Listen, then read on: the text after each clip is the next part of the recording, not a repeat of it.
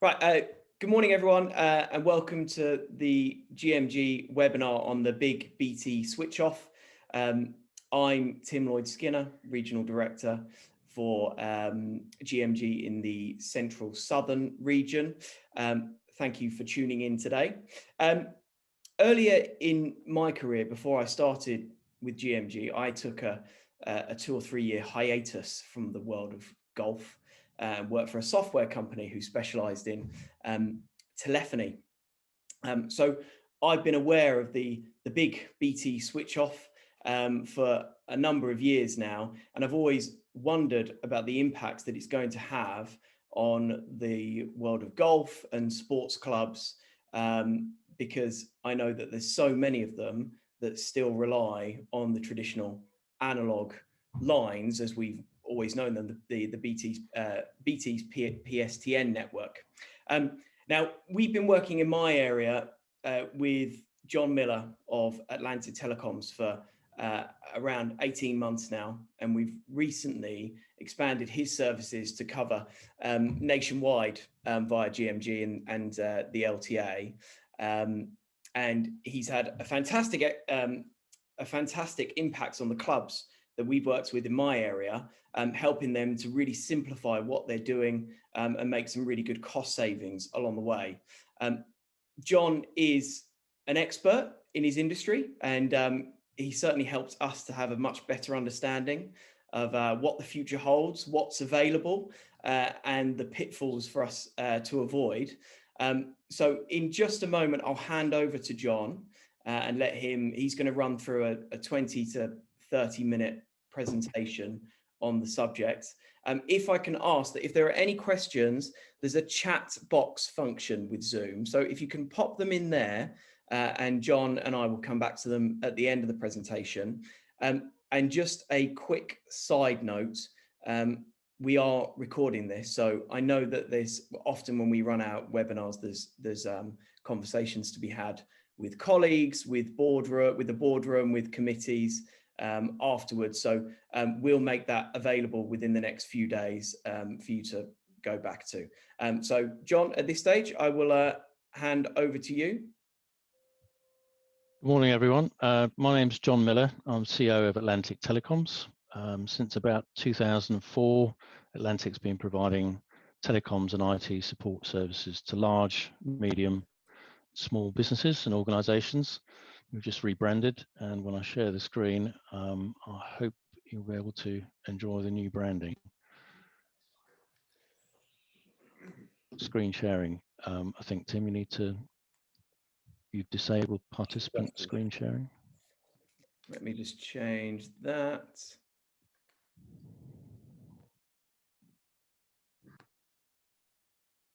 There we go. Everyone see that?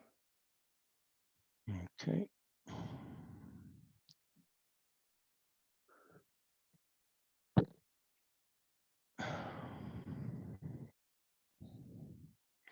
So we've been working with GMG for a little over 2 years now, proving our worth as we've gone along, delivering solid service, efficiencies, easier working practices, and typically 20 to 50% savings on telecoms and IT costs, and we're supporting clubs in over 9 counties now. So let's have a little bit of a discussion about PSTN and Isdn and what's changing. So back in 2015, the intentions for the switch off were announced by Openreach. Quite simply, it's very costly to support and maintain for them. They gave us 10 years notice, but 2025 is not too far away. And we created this presentation to give you an overview of what the switch off means and advise you on dates that you need to know about.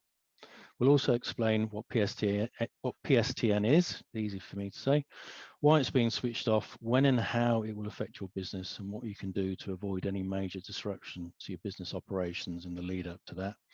But I think the main point to consider here is the closer this date comes, the less BT will want to support it due to the cost, the longer that faults will take to be resolved.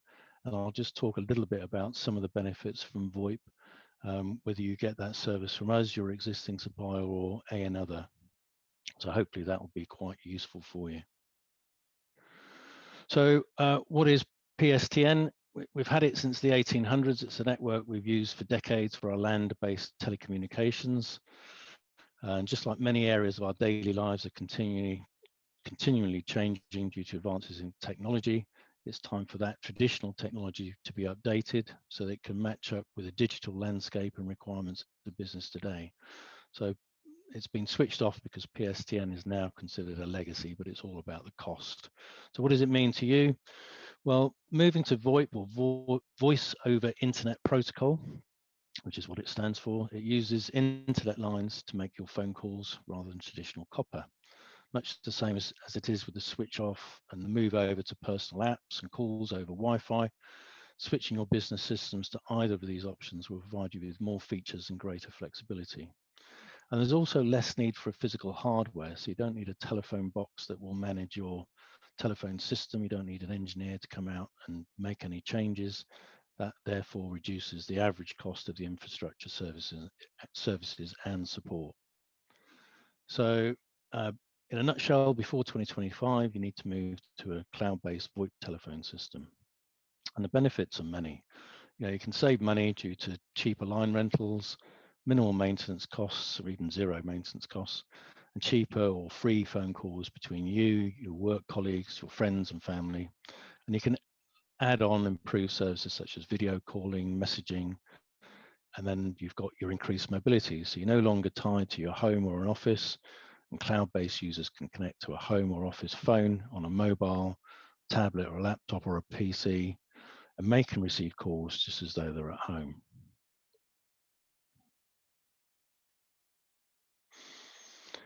John, sorry to interrupt. Yep. Can I just, we've got the, on the right-hand side of your screen, I don't know if you can move the little box which shows the attendees or minimize it. It's just right. Okay. perfect. Yep. Perfect. Yeah. Sorry about that. That's right. Okay. I didn't realize I'm looking at two different screens. So how are the services delivered now? Broadband has to have a physical analog line to sit on, and it provides the broadband services, which means it's costly because you're actually installing two services when you put a broadband in instead of one, because the broadband needs to sit on that analog. However, it does allow you to make calls from that analog line. You've got one call in and one call out. When the voice line has its service ceased, the broadband connectivity is also lost. But after the switch off, you're basically going to move to two options. One is called a SGEAR, single order generic Ethernet access, or fiber to the premises. So you no longer need a base layer of an analog line for those services to sit on. And we are currently putting SGEARs and FTTP into those premises that are available for it. And there's about 28 million of them, which sounds a lot, but not everybody can get it, like anything else that's new. But data services that deliver directly to the property and voice services are available over that service using the internet protocol or voice over IP. So how is it going to affect you? As we said before, this whole PSTN network ceases in 2025. Basically, the PSTN network, when it ceased, means that all businesses need to move away from fixed line services such as analog or ISDN lines, because these services literally won't be available. There are different areas within the UK that currently we can't put a new analog line in. We can't put ISDNs in, can't put ISDN 30s in either. So already cloud infrastructures are being prioritized by BT. And in the lead up to 2025, the traditional exchanges have all come to recognize the little green boxes on our streets will gradually be decommissioned for traditional services. Stop sell orders are already being implemented, meaning customers are unable to order any new analog or ISDN lines. Also means that new lines or channels to existing installations will not be possible either. So you can't expand on your current number of channels that you can ring in or ring out from. And once it's under the stop restrictions, if you've only got FTTP, i.e. fiber to the premises, available at that address, and that's the only product you can connect to, you won't have a choice irrespective of the cost of that product. So sometimes if you look at a broadband checker, it may indicate there's other products and services available, but they're not able to be purchased when a stop sell comes into force for that particular exchange. So a little bit of information there on stop sell services. And those are the affected services. So WLR, wholesale line rental, which is basically your analog lines, your ISDN 2s, ISDN 30s, and the older technology, ADSL2, and some of the fiber to the cabinets, and something called G-Fast, which very few people use anyway. So a little bit more about Sogea. So we're putting Sogea and fiber to the premises and or fiber to the cabinet in for most customers. Sogea is a data-only broadband solution. So it's a single order. It doesn't come with voice normally, but you can add that to it. It's very, very quick to put in. It's typically about a week installation. And it's similar technology to the fiber to the cabinet, although not everybody can get fiber to the cabinet yet either. So it uses a combination of copper and fiber technology. But again, it doesn't need that traditional analog line to get voice services on it. You can put it on it. The difference is you can get up to 100 gigabyte, which is really fast and will probably benefit most golf clubs. Wouldn't need more than 100 gigabytes. So there's two installation options. You can either have a standard managed install or premium managed install. We always go for the premium managed install, which I would suggest you guys do, because it's a 4-hour response to get it back up and running, and that's written into the SLA with BT OpenReach. So Sogea benefits the business. It's pretty much as fast, if not faster, than fiber to the cabinet. It's very quick to put in, and it's available to 28 million UK addresses.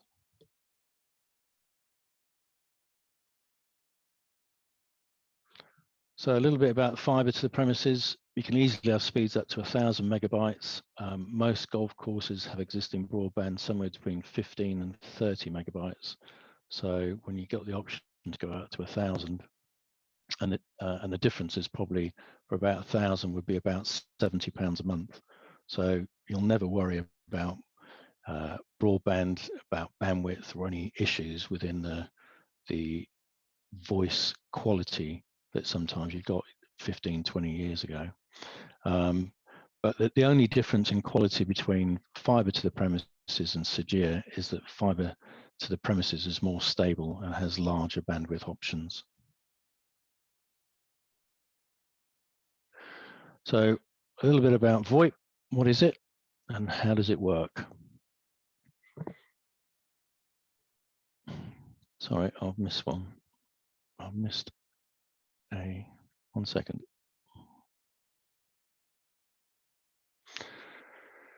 So what is Voip? Voip is most often associated with what is colloquially termed as making telephone calls over the internet. And the benefit that's most often cited is lower service costs. Although this does accurately describe some of its function and benefits, it only references a very small subset of what Voip and its true capabilities and advantages are. It probably more accurately describes a framework of technologies and methodologies that are allowed telephony service to function over your IP network, and the IP network being just your normal network in the office. So using a common network or common infrastructure in this sense, Voip simply becomes one more network service that can be added to the likes of web, email, file sharing, video on demand, instant messaging, all of which share the same underlying communications infrastructure. But in order to understand the full implications of that, it's useful to probably comprehend the conventional telephony, which a lot of companies and a lot of golf clubs out there still use, how that compares to Voip and the IP networks it relies on. So until the late 20th century, the primary method of interconnecting a telephone call was by creating a physical link between the two telephone devices wanting to communicate. Telephone switches at switching offices would create this link by mechanically or electronically making appropriate internal connections based on the dialed number. Voice is transmitted in much the same way as from a microphone to a speaker. But with the advent of digitalization, fiber optics, mobile phones, this circuit switched architecture became more and more difficult to adapt and to innovatively improve upon for the needs of the modern business. A new and more flexible way of routing voice calls had to be established, and this is where Voip comes in. So data networks started being developed in the 1970s. By around about 2000s, they were considered good enough for business use, so they'd be robust, fast enough. And VoIP takes advantage of something called packet switched nature of an IP network. So as the packets reach the receiving telephone, they are played back on the device's speaker. This infrastructure is used on all sizes of networks, whether it's a small home office, local office, golf club, or an enterprise network. It's this capability of leveraging existing interconnected IP networks to transmit voice packets that makes VoIP such a useful and advantageous technology. So what are the advantages of VoIP? The main one is just the integration with other network services. So this concept is also known as unified communications, or UC. So UC integrates telephony services such as video, instant messaging, voice messaging, presence, email, just to name but a few. But it can also be incorporated into web-enabled voice communications, as well as database integration with CRM systems for use in the likes of contact centers. The multiple end device types, it's basically a physical IP phone or internet phone that sits on a desk. It's what's known as a soft phone or a VoIP client, which is a piece of software that runs on a smartphone, a tablet, laptop, computer. And many internet phone providers today, like Atlantic, have apps for desktop or mobile to facilitate phone calls. VoIP's primary advantages are all direct results of its ability to use and share an IP data network infrastructure with other services. So you've got convergence. Traditionally, you'd be operating a telephone service and your data network separately, whereas VoIP has allowed telephone and data networks to converge into one infrastructure, reducing both the complexity of running it and the costs of running it. In terms of flexibility of location, VoIP offers flexibility in the fact that voice services can be transmitted to any device that has internet connectivity. This means that organizations can easily provide internal telephone extensions to the remote workforce, no matter where they are in the world. Contact center agents can participate in caller queues from any location or the comfort of their homes, as they've done recently. Advanced telephony features and services can deliver to your smartphone or tablet. The physical location it really doesn't matter where they are as long as they've got broadband connection. As long as you've got an internet connection, your voice services will work. Scalability, it's VoIP services are generally sold on a telephone extension basis. So for argument's sake, it's £10 a month. You've got 8 users. That goes up to 10 users. It just goes up by £20. So another 2 lots of £10. So you'd be paying £100 a month. If you had 10 users and you reduced it down to 6, you'd just be paying £60 a month. And it's that flexibility which makes life a little bit easier for everybody. And then the last one is the low usage cost, the cheap rates. So for internet telephony service providers like Atlantic, it's made possible due to the fact that you've already got an existing network there. We're using that to transmit voice, and there's very little additional infrastructure necessary. And you can have free calls between users, free calls around the world, other than high premium rate numbers, basically, or non-geographical calls, the 0345, 0845 numbers. Most providers will provide those call costs at 0 or wrapped into the monthly charge. So let's move this out of the way. So some of the advantages of the VoIP features, and there are many of them. There's lots of instance on this, the ability to instantly change things, because you're using a portal. You don't have to say, as I said before, you don't have to send an engineer out to play around with the box on site. You can make lots of instant changes to the telephone system via a portal. And either your provider would do that for you, or if you've got somebody that's particularly tech savvy, wants to go onto the portal and make their own changes, you can do those instantly yourselves. So as an example, you can point a number to a mobile, change a hunt group, add the bar and an extension on a busy day to the hunt group so they can take calls, add a mobile number or two to ring groups. You've got instant disaster recovery, so you can pre-populate mobile or home numbers in the event the location loses power. Dare I say it burns down, the main numbers can still be answered. You can add virtual numbers literally within a minute, so you can add 0345, 0800 numbers, 0845 numbers to your telephone system. They can be all chosen on the portal. It takes about 1 minute to be up and running, and you can be answering that number from any of your telephone numbers within your system. You can point existing telephone numbers or other numbers straight away to a mobile. Within the portal, you can send multiple SMSs. So if you've got a database of users and you want to tell them about a special offer or a special event, you can send an SMS out to everybody. You don't have to use a mobile phone to send one after the other out. You just do it to everybody or to a group of people that you've chosen, and that could be suppliers as well. And then you'll get all the answers back on the portal rather than a mobile number.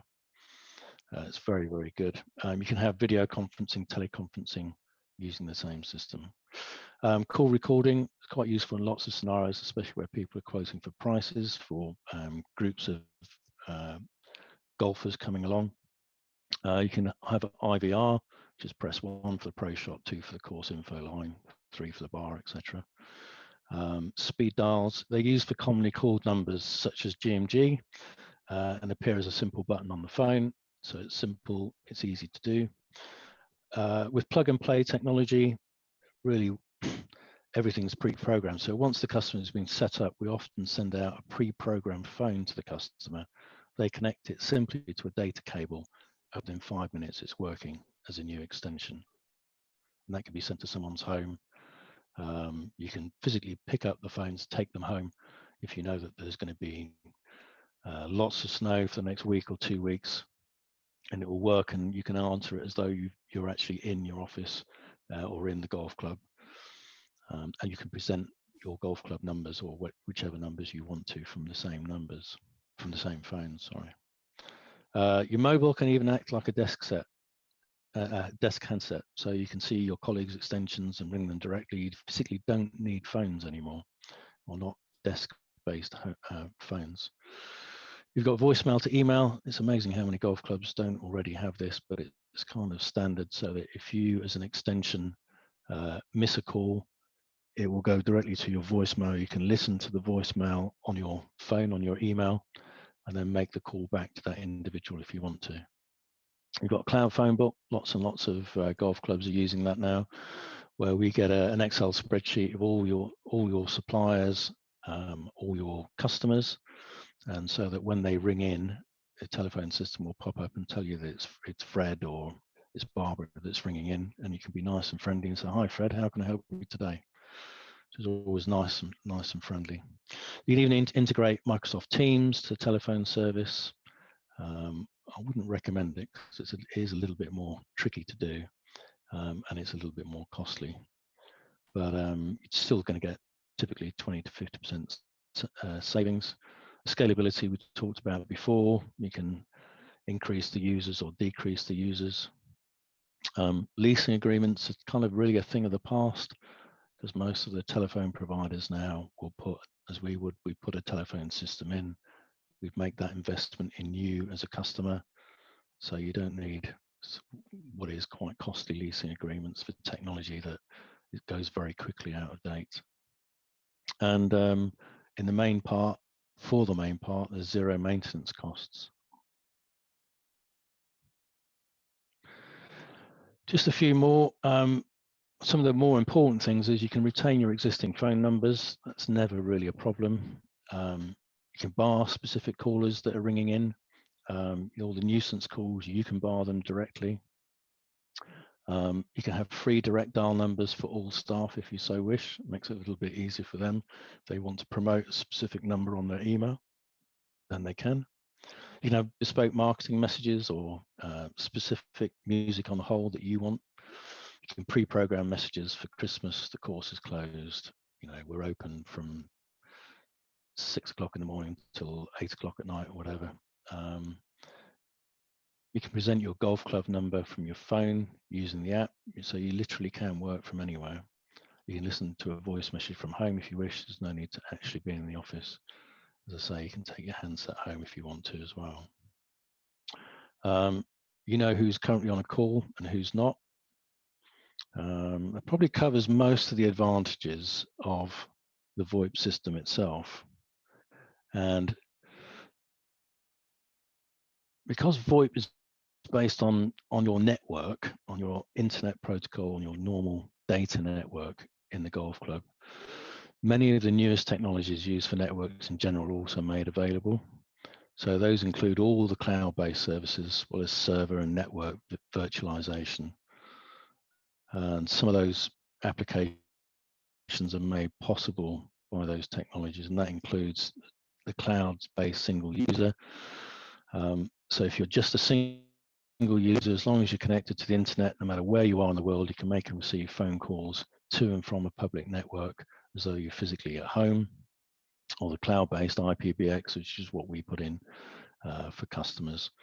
It's much like a traditional IPBX, and the service provides you all your telephone end devices with an internal number and access to the public telephone network, but you don't need any equipment on site. It's just, again, as I say, just the internet connection that's required. And some of the other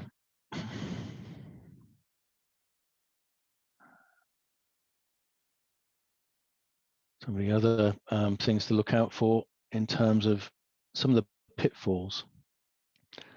I think where there's changes of staff or things have been layered up over years and years on the telephony side, the knowledge of what's been set up previously is not known. For example, what's this number for? What's that number for? So what we generally do is retain the number and put it into the hunt group, into the IVR, and irrespective of what that number was used for in the past, it can be used and answered. If you have one internet connection, you do need a backup. So previously, if you had a data connection for surfing the web and emails with VoIP, if you only have one broadband connection that goes down, you've got no telephony, you've got no emails and no internet services. Tablets won't work, the car payment machines won't work, alarms won't work, cameras, etc., etc. So you need a backup with a second broadband or a 4 or 5G SIM card. So what we do is, and what we would suggest is, you get 2 broadbands and a 4 or 5G connection from different suppliers, and the money that you would save would more than pay for these services anyway. But the difference is you get a connection from Vodafone or BT, 2 different suppliers. So if one of the networks goes down, the other one will definitely work. But the 4 or 5G SIM card is a must, because if your exchange goes down, whether it's Vodafone or BT that you've been using for the broadbands, for those 2 broadband connections, if the suppliers go down, if the exchange goes down, nothing will work anyway, because both suppliers have to go through that exchange. Or better still, get a lease line or a fiber to the premises fast internet connection, because they're much more stable and very rarely go down. But as we move to more and more cloud-based services, you'll be using a number of different services, whether that's Sage in the cloud or even loading documents up on email, on Office 365 and things like that. More and more bandwidth is required. I would suggest that you set up one broadband for the voice, for the telephones themselves, and keep the second one for data, but they can both be a backup for each other, and get the fastest broadbands you can afford. So, because the amount of data that everybody uses increases every single year. Typically, you should pay around £10 per desk phone per month, and you don't need, as I said before, any kind of leasing agreement, because if somebody goes into a 36-month agreement, most telephony providers will put the kit in for free.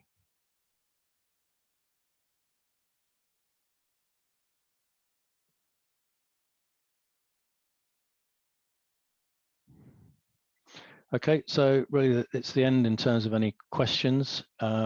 If you need any more information or want to bounce off anything, please don't hesitate to contact us, because the contact details are on there, but we're happy just to give advice, whether we're going to get the business or not. whether you want to try and get out of leasing agreements and things like that, we'll give you all sorts of different advice. And you can still use whichever supplier you want to, and that's part of the support package that we have been asked to provide through GMG. Quite happy to do so. That about finishes it, guys.